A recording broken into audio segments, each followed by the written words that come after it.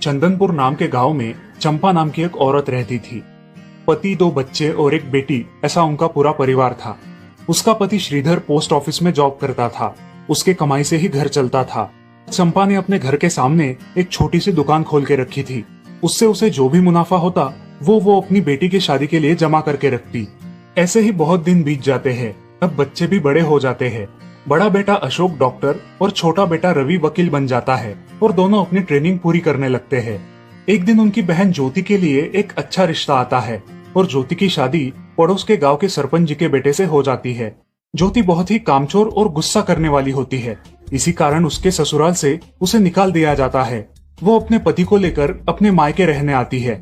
अब चंपा का जमाई दुकान चलाता है और चंपा और ज्योति आराम से वहाँ रहती है।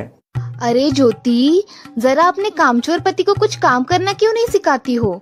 कुछ काम का नहीं है वो। अरे हाँ माँ, उनके पिताजी ने तो उन्हें ही घर से निकाल दिया और हमारे माथे मर दिया। जाने दो, पति है। माँ और बेटी इसी तरह तानेबाजी करती रहती। अब बड़े बेटे अशोक की शादी उन्हीं के गांव के एक लड़की से करा दी गई। लेकिन उस लड़की से भी चंपा बहुत काम करवाती और वो बेचारी सासू माँ का आदर करके सब काम चुपचाप करती थी। एक दिन वो काम करके थक गई और एक जगह पर बैठ गई। ए कामचोर कमला, इतना सारा काम पड़ा है घर में, क्या वो तुम्हारा बाप आके करेगा? चलो उठ, काम कर। हाँ हाँ माँ जी, करती हूँ। ऐसा कह के कमला अपने काम पर लग जाती है और सारा काम खत्म कर देती है। चंपा अपने बेटे अशोक से घर आने के बाद चुगलियां किया करती थी। अशोक घर आकर कमला को बहुत भला बुरा कहता और कभी कभी तो उस पर हाथ भी उठाया करता था। ये सब रवि देखा करता था और रवि को बहुत बुरा लगता था।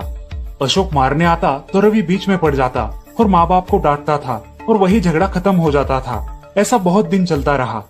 रवि को रंजना नाम की एक लड़की बहुत पसंद थी, जो कि एक न्यूज रिपोर्टर थी। क्या तुम मुझसे शादी करोगी? मुझे तुम बहुत पसंद हो। हाँ, मगर रवि, तुम्हारे घर में तुम्हारी माँ का बर्ताव मुझे बिल्कुल पसंद नहीं है। इसीलिए पहले तुम इसका कोई हल निकालो। अरे रंजना, मैं हूँ ना तुम्हारे साथ, तुम्हें टेंशन की क्या बात है? मगर रवि, तुम भी अगर मुझे मारने पीटने लगे तो मैं तुम्हें कोर्ट में खींचूंगी। अरे हाँ बिल्कुल, वो तो तुम्हारा अधिकार है। अगले दिन रवि अपने घर में रंजना के बारे में बताता है।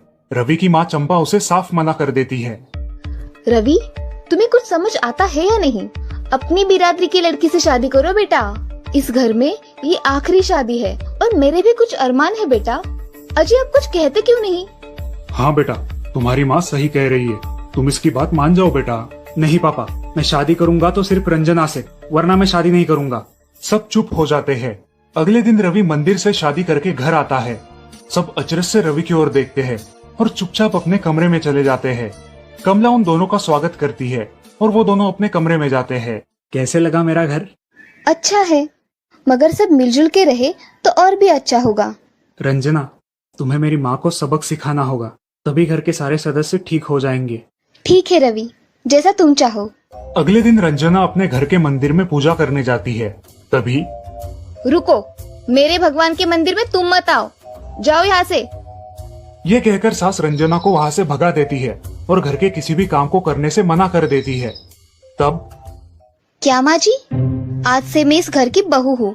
इस घर पे मेरा भी उतना ही अधिकार है जितना कि आपका। क्या बोल क्या रही हो? निकल जाओ मेरे घर से।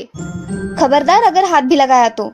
पता है ना, मैं न्यूज रिपोर्टर हूँ। रातों रात खबर छाप दूंगी और कोर्ट के चक्कर लगेंगे वो अलग, समझिए आप। सास चुपचाप देखने लगी और उसकी बेटी और ससुर भी देखते ही रह गए। रंजना ने कमला से कहा, दीदी, मुझे आपसे काम है, आप मेरे कमरे में आइए। और हाँ, आज से खाना ज्योति दीदी आप बनाएंगी। अरे माँ, तुम कुछ बोल क्यों नहीं रही हो? ये मुझे काम करने को बोल रही है। अजय, सुनते हो? चलो मेरी मदद करो। हाँ आता हूँ। ज्योति किचन का काम करने चली गई और सास बाहर का काम करने लगी। रंजना कमला को लेकर अपने कमरे में गई और उससे कहा, कमला दीदी, आप कुछ कहते क्यों नहीं? आप चुपचाप सह लेती हो, उसका ये नतीजा है। अब देखो दीदी कैसे काम कर रही है। आप कुछ काम करती थी क्या शादी के पहले? नहीं रंजना, मगर अब घर से ही अपना खुद का कुछ व्यवसाय शुरू करने का सोच रही हूँ। बहुत अच्छे दीदी, अब आप किसी से मत डरिए, हम हैं आपके साथ। सच में किसी के साथ होने का कितना महत्व होता है। अब उसकी सासू माँ ही घर के सारे काम करने लगी थी और ज्योति को काम करवाने की वजह से ज्योति भी अपने ससुराल जाने की सोच रही थी। अजी, यहाँ तो काम वाली से भी ज्यादा बुरी हालत हमारी हो गई है। चलो हम हमारे घर चलते हैं, सब है हमारे यहाँ। अरे रे, आप कहाँ चली? अभी भी काम बाकी है। ज्योति का पति रंजना से धन्यवाद कहता है और ज्योति को लेकर अपने घर चला जाता है। अब सासू माँ एक दिन पूरा काम करके इतना थक जाती है कि उसके बदन में बहुत दर्द होने लगता है। तब दोनों बहू सास के पास चली आती है और एक बहू सास के पैर दबाती है तो दूसरी बहू सर दबाती है। सासू माँ उठकर रोने लगती है। मुझे माफ कर दो मेरी बेटियों, अब से कभी ये गलती नहीं होगी। सास को उसके किए पर पछतावा होता है और ये देखकर घर के सभी सदस्य बहुत खुश हो जाते हैं। रवि और रंजना भी बहुत खुश होते हैं। वाह बहू, जो आज तक नहीं हुआ वो तुमने करके दिखाया। बहू हो तो ऐसी। रंजना अपने बर्ताव के बदले माफी मांगती है और अब सब लोग खुशी खुशी रहने लगते हैं। तो दोस्तों, इस कहानी से हमें ये सीख मिलती है कि हम सब मिलके परिवार बनता है और हम सब परिवार का महत्वपूर्ण अंग होते हैं। परिवार के काम मिल बांट कर करना ये हमारी वैयक्तिक जिम्मेदारी है।